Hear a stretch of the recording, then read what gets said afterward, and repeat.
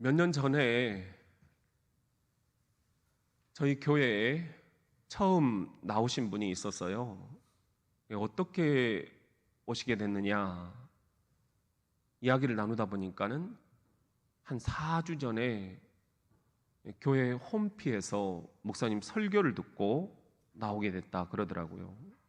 4주 전 갑자기 역시 홈페이지를 많이 보고 들어오시는구나.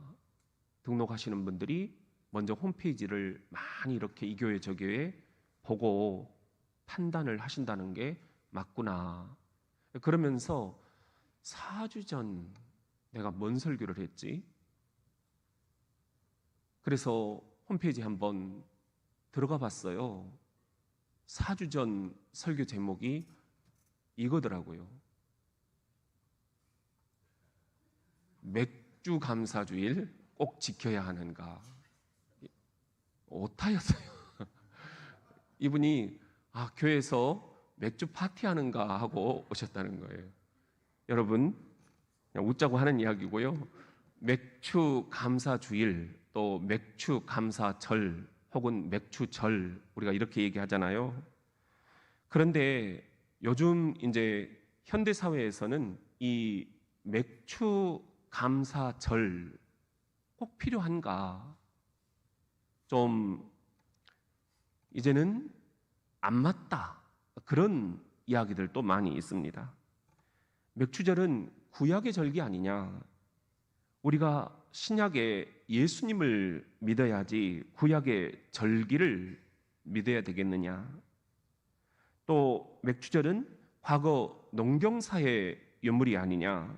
지금처럼 챗 GPT로 대화형 AI 인공지능 시대를 살아가고 있는데, 또 최첨단 인공위성을 쏘아 올리고 우주를 탐사하고 우주 전쟁을 이야기하고 있는 이 시대에 농경 시대로 회귀하자는 거냐? 또 맥추절은 한자로 보면은 보리맥자, 거들 추자, 보리 추수하고 관련이 있는데 요즘 누가 보리를 추수하느냐? 또 성경에서 말한 맥추절은 맥락상 보리가 아니라 밀 이삭이 아니겠느냐? 우리나라가 밀을 얼마나 거두느냐?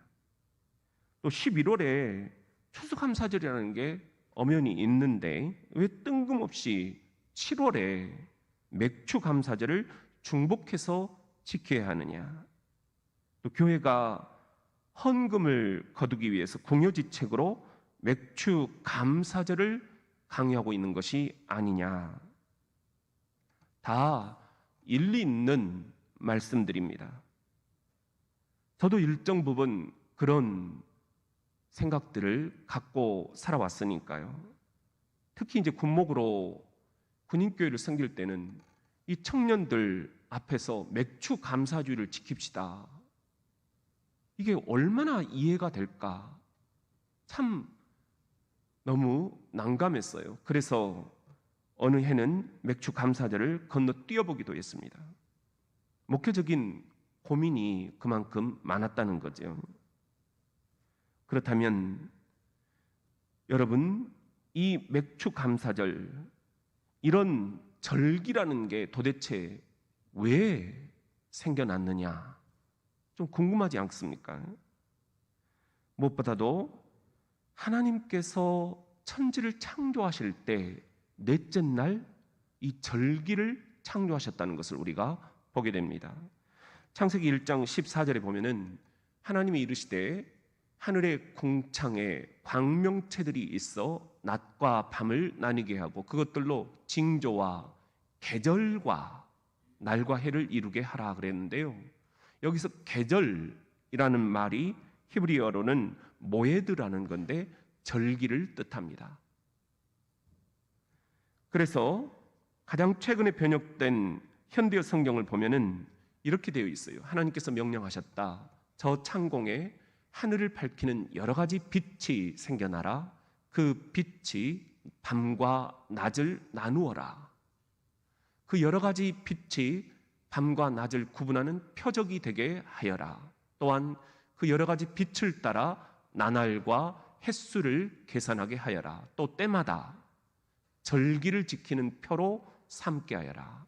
아까 우리가 읽은 이 개역 개정에 계절이라는 말을 현대 성경에서는 절기로 정확하게 번역을 해놓고 있습니다.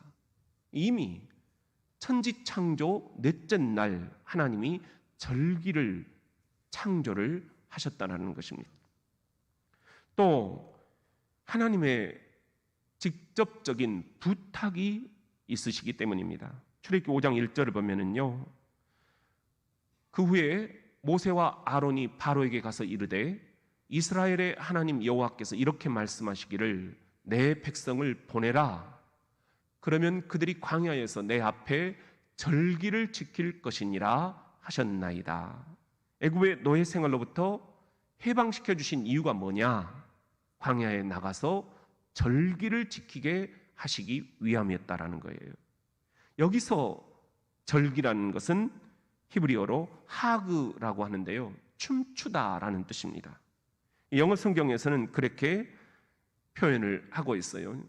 Afterward, 그 후로 Moses and Aaron, 모세와 아론이 went to Pharaoh, 바로에게 갔다는 거예요. And said, 그리고 말하기를 This is what the Lord, 이것이 주께서 말씀하신 것, The God of Israel says, 이스라엘의 하나님께서 말씀하신 것이다. Let my people go, 나의 백성들로 하여금 가게 하라. 그래서 so that they may hold the festival to me, 나를 위해서 in the wilderness, 광야에서 페스티벌, 축제를 열게 하라. 이렇게 되어 있어요. 여기서 말하는 이 영어의 페스티벌이라는 것은 feast, 잔치라는 말입니다. 절기는 잔치라는 거예요. 무슨 잔치일까요? 하나님 나라의 잔치를 의미합니다.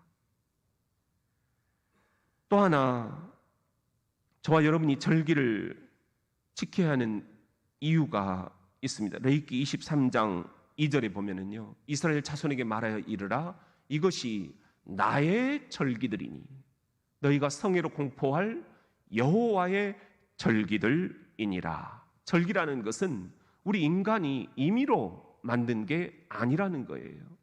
나의 절기, 여호와의 절기, 절기의 주인은 여호와, 하나님, 그분 자신이시라는 거예요. 이렇게 보면 이 절기는 우리가 지키고 안 지키고 선택할 수 있는 그런 일이 아니라 하나님께서 우리들에게 만들어 놓으신 하나님의 시간표라는 것입니다. 그렇다면 성령 강림절, 8째 주일, 맥주 감사주일, 오늘 우리가 주의는 이 맥주 감사주일의 핵심적인 복음은 무엇일까요? 첫째는 예수 그리스도의 생애와 연결된다라는 것입니다. 사도 바울은 이렇게 얘기합니다. 고린도후서 3장 12절에 보면은요, 우리는 이 새로운 영광, 부활하신 예수 그리스도의 영광이죠, 결코 사라지지 않을 것을 알고 있으므로 아주 대담하게 설교할 수 있습니다. 그리고 모세의 영광, 이것은 예전에 모세가 누렸던 영광이죠. 이건 사라져간다라는 거예요. 그리고 마치 얼굴에 수건을 쓰고 있는 것과 같은 그런 영광이라는 거예요. 수건으로 가리운 것은 모세의 얼굴만이 아닙니다. 이스라엘 사람들의 마음도 수건으로 가리워졌습니다. 그리고 지금까지도 유대인들의 마음과 생각에는 두꺼운 수건이 씌어져 있는 것 같이 보입니다. 성경을 읽어도 그 참뜻을 알지도 깨닫지도 못하기 때문입니다. 시작. 이 수건은 그리스도를 믿어야만 벗겨질 수 있습니다. 그 다음에 보면은요, 그렇습니다. 오늘날까지도 그들은 모세의 글, 절기에 관해서 이렇게 지켜라 라고 모세가 쓴 이 글들을 읽을 때 마음이 꽉 닫혀 있어 십계명을 지키는 것만이 구원받는 길이라고 믿고 있습니다. 그러나 누구든지 시작 주께 나올 때 그 수건 절기의 복음은 벗겨집니다.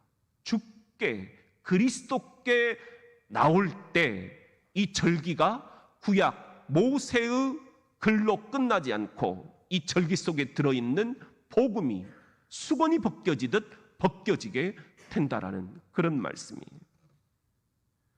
또 절기에 대해서 정확하게 말씀하시는 구절이 있어요.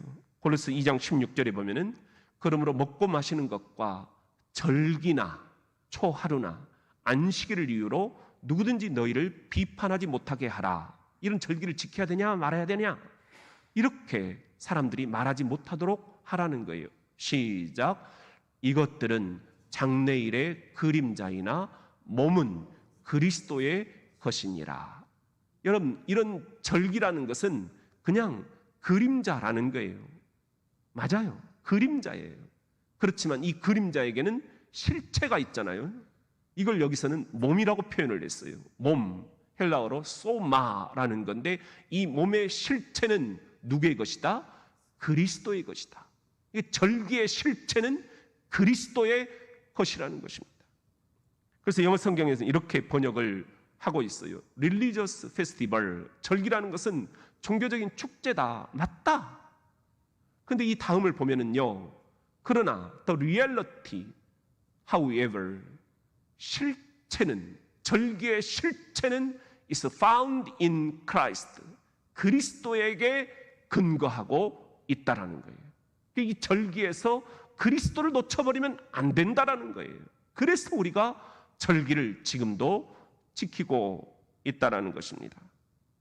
새번역에서는 그래서 이렇게 번역을 하고 있어요. 그러므로 먹고 마시는 일이나 명절이나 절기죠, 초승달 축제나 안식일 문제로 아무도 여러분을 심판하지 못하게 하십시오. 시작. 이런 것은 장차 올 것들의 그림자일 뿐이요 그 실체는 그리스도에게 있습니다. 절기를 지키는 것, 이런 것들은 그림자일 뿐이다. 그래서 이 절기 속에 허례허식에 빠져서 우리가 구약의 율법처럼 지키면 안 된다. 진짜 중요한 것은 이 절기 속에 숨겨져 있는 비밀, 신비, 그리스도를 연결시킬 수 있어야 된다는 겁니다. 이게 무슨 말이냐? 구약에는 7절기가 있어요. 여러분들 레이기 성경 공부를 우리가 코로나 기간 동안에 수요일 밤에 했었죠. 그때 절기에 대해서 함께 공부를 했었어요. 근데 이 구약의 7절기들은 우리가 잘 알듯이 유월절, 또 무교절, 그리고 초실절, 그리고 맥추절, 그리고 또 나팔절, 그리고 속죄절, 그리고 이제 마지막으로 초막절, 이렇게 이어집니다. 이 7가지 절기들을 지키라는 건데 이 절기들이 오늘 우리에게 왜 중요하냐? 예수 그리스도의 생애와 연결되고 있기 때문입니다. 유월절, 어떻게 예수 그리스도의 생애와 연결되느냐? 유월절이 뭡니까? 바로 왕에게 내 백성 이스라엘을 내주라. 안 된다. 내가 종으로 부려먹어야 된다. 더 고되게 일을 시켜라.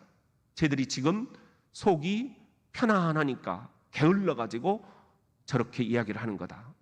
그래서 하나님이 바로왕을 10가지 재앙으로 치시죠. 마지막 재앙이 뭐였습니까?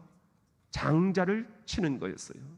그때 하나님께서 죽음의 천사들을 보내시면서 애굽에서 장자가 있는 집들을 다 치되 문설주에 어린 양의 피가 발라져 있는 집은 그냥 넘어가라. 그 집은 내가 선택한 자녀들의 집이다. 그래서 죽음의 천사들이 어린 양 피로 문설주에 발라져 있는 집들을 넘어갔어요. 이래서 넘을 유자, 건널 월자, 절기 절자, 유월절이라는 것이 생기게 됩니다. 이게 놀랍게도 유월절 어린 양으로 죽임을 당하신 예수 그리스도의 죽음과 연결이 되는 거예요. 고린도후서 5장 7절 시작. 너희는 누룩 없는 자인데 새 덩어리가 되기 위하여 묵은 누룩을 내버리라. 우리의 유월절 양 곧 그리스도께서 희생되셨느니라. 두 번째 구약의 절기는 무교절이지요. 유월절 다음 날부터 7일간 지키는 거예요. 근데 이 출애굽 이제 저녁이 으슥한 무렵에 빠져나오느라 얼떨결에 그냥 빵만 가지고 나왔어요. 효모, 이스트라고 그러잖아요. 누룩은 가지고 나오지 못했어요. 그럴 겨를이 없었어요. 그러니까 광야에서 효모가 없는, 이스트가 없는, 누룩이 없는 빵을 먹은 거예요. 누룩이 있는 빵을 유교병이라고 하고 누룩이 없는 빵을 무교병이라고 했습니다. 그래서 이 무교병을 광야에서 먹었다. 이 절박함을 기억하라. 이게 무교절의 의미입니다.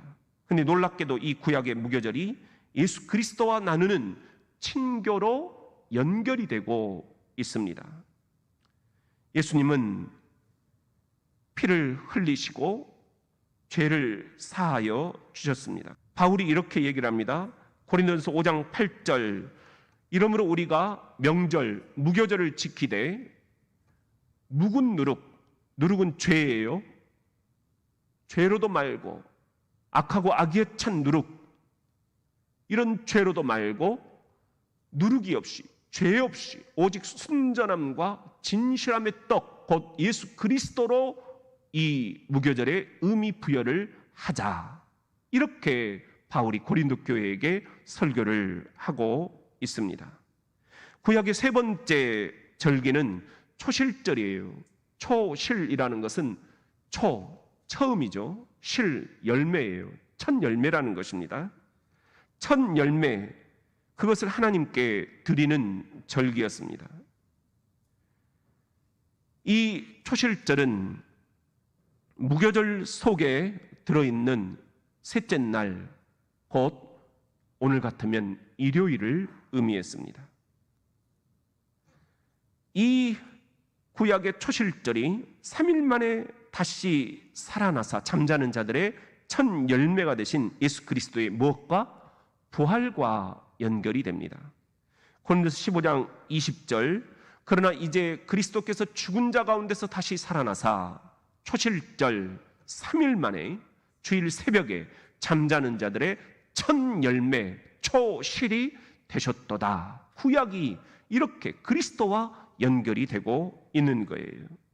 이러니 우리가 절기를 그냥 우습게 여겨서는 안 된다는 거죠. 그리고 구약의 제4절기는 77절이라는 것입니다. 초실절부터 50일째 되는 날이에요. 그래서 50일 오순절이라고도 이야기를 합니다. 이 초실절 또는 오순절이 오늘 우리가 지키는 맥추절과 연관이 있습니다. 놀랍게도 이 77절 오순절 맥추절은 예수 그리스도의 영이신 성령이 강림하신 것과 연결이 되고 있습니다. 사도행전 2장 1절을 보시면은요, 오순절 예수님이 부활하신 지 50일 만에, 이것은 77절, 77에 49, 그 다음 50일이죠. 그리고 맥추절이라고도 이야기를 했어요. 이 예수님의 부활이 구약의 절기와 무관하지 않다는 거예요. 예수님이 이 절기를 정확하게 선택을 하셨다라는 거예요. 오순절, 맥추절이 이미 이름에 그들이 다 같이 한 곳에 모였더니 호련히 하늘로부터 급하고 강한 바람 같은 소리가 있어 그들이 앉은 온 집에 가득하며 마치 불의 혀처럼 갈라지는 것들이 그들에게 보여 각 사람 위에 하나씩 임하여 있더니 그들이 다 성령의 충만함을 받고 성령이 말하게 하심을 따라 다른 언어들로 말하기를 시작하니라. 맥추절은 무슨 날? 성령이 강림한 날과 연결이 된다는 것입니다. 그리고 이 성령 강림을 통해서 놀라운 것은 교회가 시작된다는 것이죠. 그러니까 오늘 우리가 지키는 이 맥주 감사주일은 우리 세계교회가 출발한 날이에요. 교회의 생일이다라는 겁니다. 구약의 제5절기는 나팔절이라는 거예요. 이것은 이스라엘의 새해 1월 1일입니다. 나팔을 불어서 온 성도를 모으는 날이에요. 놀랍게도 이 구약의 나팔절은 예수 그리스도와 연결이 되어서 예수님의 재림과 이제 직결됩니다. 데살로니가서 4장 16절에 보면은 주께서 호령과 천사장의 소리와 하나님의 나팔 소리로 이 나팔절에 친히 하늘로부터 강림하시니 재림하시리니 그리스도 안에서 죽은 자들이 먼저 일어나고 그 후에 우리 살아남은 자들도 그들과 함께 구름 속으로 끌어올려 공중에서 주를 영접하게 하시리니 그리하여 우리가 항상 주와 함께 있으리라. 나팔을 불어서 성도들을 모으신다라는 겁니다. 구약의 제6절기는 속죄절이에요. 이걸 우리가 대속죄일이라고도 이야기를 하죠. 1년 중에 어찌 보면 가장 중요한 절기입니다. 천국으로 우리를 인도하기 위해서 우리의 죄를 점검하시는 그런 절기입니다. 이때는 가장 중요한 사람인 대제사장이 가장 중요한 일인 죄사함 받는 일을 위해서 가장 중요한 장소인 지성소로 들어가는 그런 절기입니다. 아스타셀 양에게 나중에는 예수 그리스도와 연결이 되죠. 이스라엘 백성의 원죄와 자범죄를 모두 얹어서 광야로 죽도록 내보내는 그런 날입니다. 근데 놀랍게 이 구약의 속죄절이 대제사장으로 우리 인류를 구원하시는 예수 그리스도의 속죄와 연결이 되고 있다는 거예요. 히브리서 9장 11절에 보면은 그리스도께서는 장래 좋은 일의 대제사장으로 이 대속죄일의 오사 손으로 짓지 아니한 것 곧 이 창조에 속하지 아니한 더 크고 온전한 장막으로 말미암아 염소와 송아지의 피로 하지 아니하고 오직 자기의 피로 영원한 속죄를 이루사 단번에 성소에 들어가셨느니라. 구약의 마지막 제7절기는 초막절이라는 것입니다. 알곡과 쭉정이를 구별하는 그런 마지막 절기예요. 초막절이 되면 초막을 지어놓고 일주일간 삽니다. 심판을 생각하면서 8일간을 지켜야 됩니다. 7일간 초막에서 거하다가 8일째가 되면 모두 모여서 성대한 집회를 열었습니다. 근데 놀랍게 이 구약의 초막절, 이것은 다른 말로 수장절이라고도 하고 또 장막절이라고도 하는데요. 온 세상 왕으로서 알곡을 추수하러 오시는 예수 그리스도의 통치와 연결이 됩니다. 이 초막절 또한 예수 그리스도의 복음과 연결된다는 거예요. 마태복음 13장 30절에 보면은 둘 다 추수 때까지 함께 자라게 두라. 추수 때에 수장절, 장막절, 초막절에 내가 추수꾼들에게 말하기를 가라지는 먼저 거두어 불사르게 단으로 묶고 곡식은 모아 내 곡간에 넣으라 하리라. 저는 찐빵을 좋아합니다. 그러나 안고 없는 찐빵은 상상하기도 힘듭니다. 그리스도가 빠진 절기는 안고 없는 찐빵인 거죠. 안고 없는 찐빵처럼 그리스도 없는 절기, 그런 걸 우리가 율법적으로 구태여 지킬 필요는 절대 없습니다. 그러나 이 구약의 절기들 속에서 예수 그리스도를 예표하는 복음의 전주곡, 이 핵심적인 복음의 전주곡을 잘 연결시킬 수 있다면 이것은 너무너무 소중한 절기가 되는 것입니다. 그런 의미에서 맥주 감사절 어떤 복음의 전주곡이 흐르고 있습니까? 성령이 강림하신 절기라는 거예요. 그리고 교회가 탄생한 절기라는 거예요.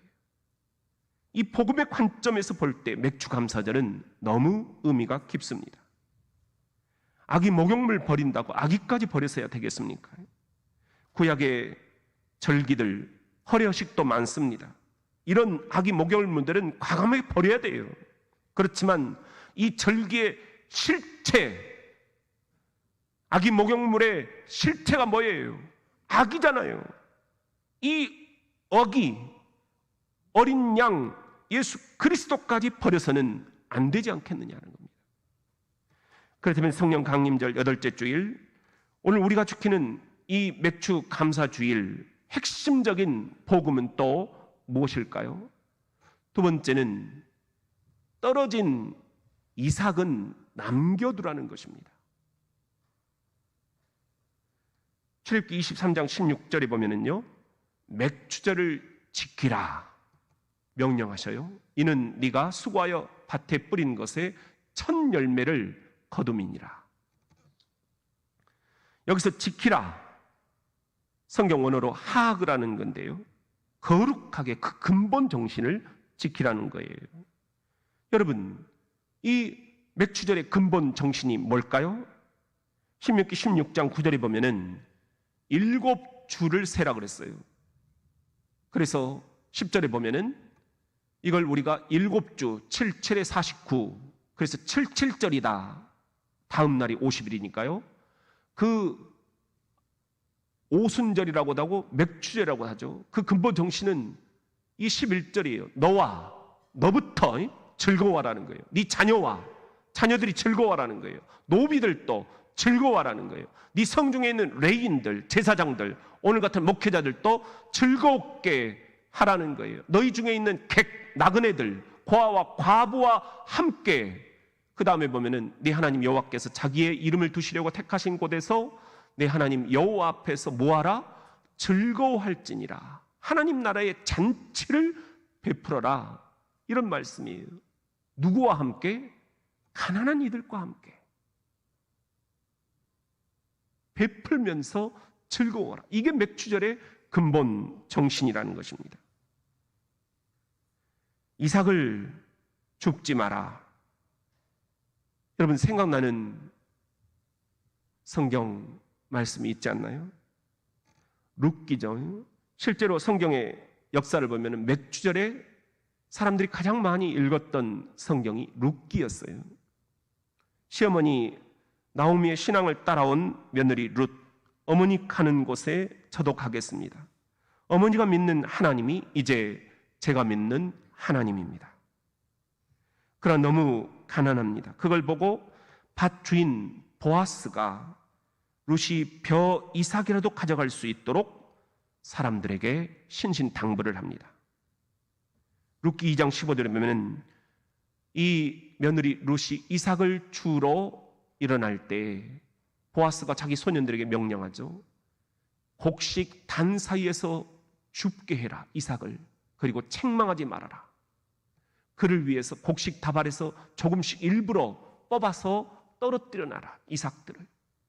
그리고 줍게 하고 꾸짖지 말라.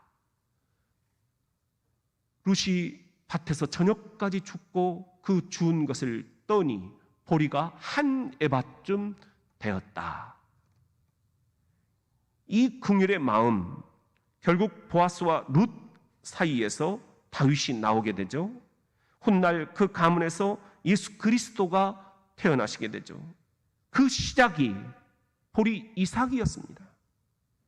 보리 이삭을 일부러 조금 흘려놓는 것, 남겨놓는 것, 이 긍휼의 마음, 가난한 이들을 위해서 이삭을 줍지 말고 남겨놓아라. 일부러라도 흘려놓아라. 일부러라도 가난한 이들을 위해서 흘려 보내주어라. 이것이 맥주절의 핵심 복음이라는 것입니다.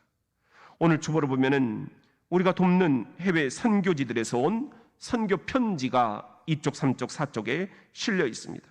모시는 것은 다음 주에 실어 드리겠습니다. 보시면은 필리핀의 이정근 선교사님, 가난한 이들을 위해서 이삭들을 우리가 흘려보낸 것을 가지고 돕고 계셔요. 또 캄보디아의 김경희 선교사님, 우리가 보낸 이삭들로 돕고 계셔요. 또 몽골의 김규진 선교사님, 우리가 흘려보낸 이삭들로, 신발들로, 옷들로 돕고 계셔요. 또 동티모르의 박성원 선교사님, 또 멕시코의 서정현 선교사님, 일본의 김성원 선교사님, 인도의 이도형 선교사님, 동티모르의 김성은 선교사님, 캄보디아의 김관식 선교사님, 이런 분들이 모두가 다 우리가 그냥 이삭들을 다 깡그리 주워서 먹어버리지 않고 조금 남겨놓은 것, 흘려보내는 것, 그것들을 가지고 그 가난한 해외 선교지의 자녀들을 돕고 있는 것입니다. 이것이 맥주절의 기본 정신이에요. 이게 맥주절의 폼이에요. 그 가운데 지난주, 지지난주 두 분의 선교사님이 우리 교회에 오셔서 감사 인사를 해주셨습니다. 먼저 필리핀 이정근 선교사님의 감사 인사입니다. 제가 얘기 듣기로는 대전 장로교회에서 저희 필리핀 바클로드를 방문할 계획이 있다고 들었습니다. 특별히 우리 청년들이 준비하고 있는 걸로 이야기를 들었는데요. 저희 필리핀 바클로드에 오셔서 많은 분들이 은혜를 많이 받으시고요. 그리고 많이 변화되었습니다. 저는 언제든 열려 있고요. 여러분들 언제든 환영합니다. 많은 기도로 준비해 주셔서 함께 오시면 저희의 사역을 함께 나누고 또한 협력하고 많은 은혜들을 함께 나누기를 소원합니다. 그동안 저의 사역을 위해서 기도해 주심을 감사드리고요. 저도 여러분들을 위해서 끝까지 기도하겠습니다. 서로 기도의 동역자로서 힘있게 하나님의 사역을 감당해 갈 수 있기를 소망합니다. 감사합니다. 네, 다음은 캄보디아 김경희 선교사님이 오셔서 여러분에게 드리는 감사 인사입니다. 지금까지도 저를 기억해 주시고 저희 캄보디아 선교를 위해서 후원해 주시고 또 함께 기도해 주셔서 너무 감사합니다. 앞으로도 함께 기도해 주시면서 저는 가 있는 선교사이지만 보내는 선교사, 그리고 기도로서 이렇게 지원하는, 서포트하는 선교사로서의 역할을 또 대전장로교회 성도님들이 함께 해주시면 제가 너무 많은 큰 힘이 될 것 같습니다. 감사합니다. 이 선교사님들이 왜 이렇게 감사하다라고 말씀을 하시는 걸까요? 감사 편지를 보내오시는 걸까요? 바로 오늘 맥주절의 기본 정신을 여러분들이 잃지 않고 있기 때문입니다. 우리가 먹고 이삭들을 다 주워버리지 않고 그걸 남겨놓으면서 일부라도 조금 흘려놓으면서 그 해외의 가난한 선교지들을 도울 수 있도록 우리가 긍휼의 마음을 베풀고 있기 때문입니다. 예수님이 이 맥주절에 바라시는 것도 딱 그 마음입니다. 누가복음 10장 30절에 보면은요, 강도를 만난 사람이 나오죠. 31절에 보면은 한 제사장이 그냥 지나가 버려요. 32절에 보면은 한 레인도 그냥 지나가 버려요. 33절에 보면은 그런데 어떤 사마리아 사람이 34절에 보면은 상처에 기름을 부어주고 돌보아줍니다. 그리고는 35절에 보면은 내가 돌아올 때 갚아줄 때니까 이 사람 좀 잘 치유해주라 주막 주인에게 부탁을 하고 갑니다. 36절에 보면은 예수님이 말씀하시죠. 누가 강도 만난 자의 이웃이 되겠느냐. 37절에 보면은 너도 이와 같이 하라 말씀을 하고 계셔요. 여러분, 강도 만난 자의 이웃이 되어주라. 질병으로, 물질로, 재난으로 강도 만난 이웃들이 있습니다. 그들에게 이 맥주 감사 주일 우리가 이삭까지 다 주워 먹어버리지 말고 남겨놓고 흘려 보내주라. 긍휼의 마음을 베풀어주라. 바로 그런 말씀입니다. 그렇다면 성령 강림절 8째 주일, 오늘 우리가 지키는 이 맥주 감사절의 가장 핵심적인 복음은 또 무엇일까요? 세 번째는 전반기 감사의 알람 소리를 듣는 것입니다.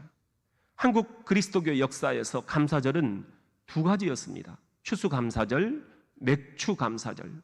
추수감사절은 11월 셋째 주일에 1년 전체를 감사하는 절기였고, 맥추감사절은 7월 첫째 주에 지난 6개월 전반기를 감사하는 절기로 지켜왔습니다. 아름다운 전통입니다.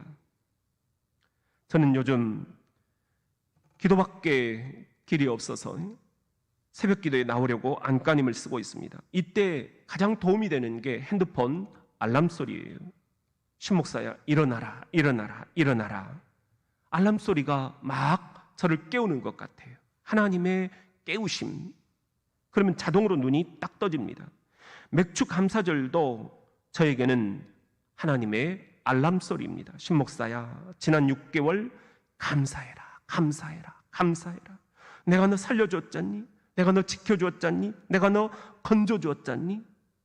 그 앞에서 자동으로 하나님 감사합니다. Thank you, Lord. 주님 감사합니다. 감사의 무릎을 꿇게 됩니다. 우리가 하도 감사를 자주 잊어버리니까 예수님께서 맥주 감사주일이라고 1년에 딱 이 한 중간에 절기를 주셔서 감사하라, 감사하라, 감사하라. 하나님의 알람 소리를 울려주신다라고 생각하지 않으십니까? 저와 여러분을 향하신 이 맥주 감사주일의 하나님 뜻은 진정 무엇이겠습니까? 데살로니가전서 5장 18절 시작. 범사에 감사하라. 이것이 그리스도 예수 안에서 너희를 향하신 하나님의 뜻이니라. 감사할 것이 없다. 그래도 감사해라. 범사에, 모든 일에. 예수님도 그 감사를 이야기하고 계시는 거예요. 누가복음 17장 11절에 보면은 예수께서 예루살렘으로 가실 때 12절에 보면은 나병 환자 10명이, 13절에 보면은 우리를 불쌍히 여기서, 14절에 보면은 가다가 깨끗함을 받게 되지요. 15절에 보면은 그 중에 한 사람이 돌아와서 16절에 보면은 예수님께 감사합니다. 엎드려 감사를 표현을 해요. 17절에 보면은 예수님 말씀하시죠. 나머지 9은 어디 있니? 내가 10명 고쳐줬는데. 18절에 보면은 하나님께 영광을 돌리러 돌아온 자가 이 이방인 외에 없느냐? 그렇게 예수 잘 믿는다고 하는 사람들은 다 어디 갔느냐? 19절에 보면은 가라, 네 믿음이 너를 구원하였느니라, 치유하였느니라. 저와 여러분이 그 9이 되어서는 안 되지 않겠습니까? 여러분, 이제 전반전이 지났습니다. 건강도, 물질도, 가정도, 직장도, 사업도, 교회도 여전히 모든 게 지치고 힘드시다고요. 겨우 전반전이 지난 것입니다. 이제 후반전이 남아 있습니다. 어떻게 해야 이 후반전을 승리할 수 있을까요? 지금 이 순간 하나님께 감사로 시작하는 것. 한번 따라 합시다. 하나님 감사했습니다. 하나님께 감사로 시작하는 것이 후반전 승리의 비결이 아닐까요? 그런 의미에서 전반기 6개월을 감사하면서 이제 주님이 여러분을 초청하시는 성만찬 예식으로 나아갑시다.